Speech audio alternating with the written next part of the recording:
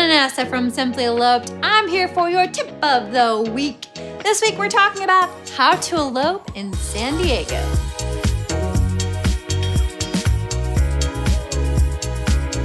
First and foremost, you gotta get real specific about your venue.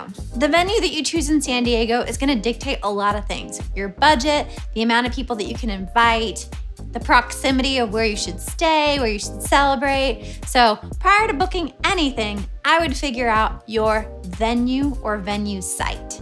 We've got some really great locations in San Diego to elope, so I'll link down below. But some of my top favorites are Sunset Cliffs and Balboa Park.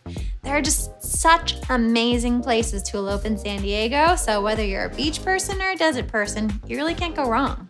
In consideration with your venue or your venue site, it's super duper important that you get down and dirty with the reservation or the permit details. A lot of city parks or city sites in San Diego have very specific requirements on price, dates, times, restrictions, all that jazz. So in consideration with your venue or your venue site, just make sure you're getting down and dirty with the reservation details.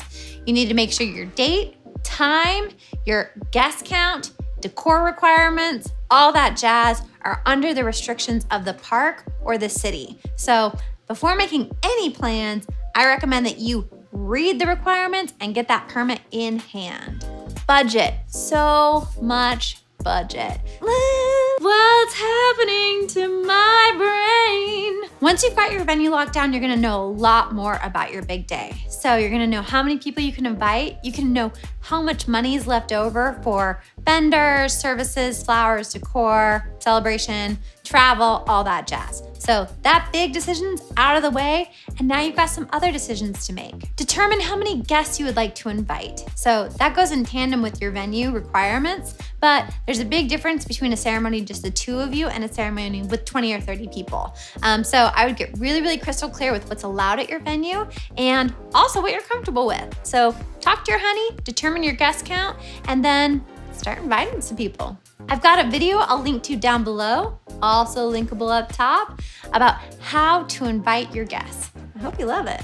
So once you've got your date, your time, your venue locked in, it's time to start hiring your vendors. Whether your friends and family are going to participate as vendors in your big day, or whether you're starting from scratch, you need to get those people locked in. So I always recommend that you book a package as opposed to individual vendors. There might be a photographer that you're super duper excited about that you want to hire individually, but if not, you're just going to save a lot of money by bundling it together. Here at Simply Eloped, we do it all, top to bottom. So officiant, photographer, hair and makeup, day of helper, videographer, no matter what you need, we've got it. So just so you know, we've got a crazy cool package called the Oasis Package, all inclusive. Once you've got your venue and your vendors locked in, it's time to start planning some of the trip details. So make sure that you get your hotel, your rental car, and your flight locked in so that you're making sure that you're getting some of the things that you might be excited about. There might be a bed and breakfast that you really want or a particular style of car. The more planning time you give yourself, the more likely those things will be available. Don't forget to plan activities around your trip. This is your big day after all. It should be celebrated.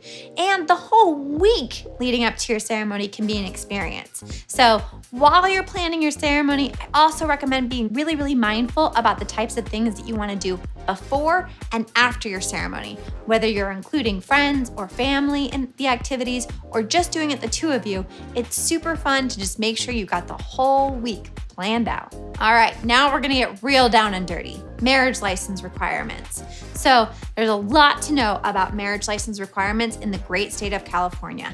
First and foremost, every county has different regulations, guidelines, and applications. Because of COVID, lots of city clerks and city halls are closed down. So I highly recommend that you give a phone call to whatever county you're hoping to get your marriage license in.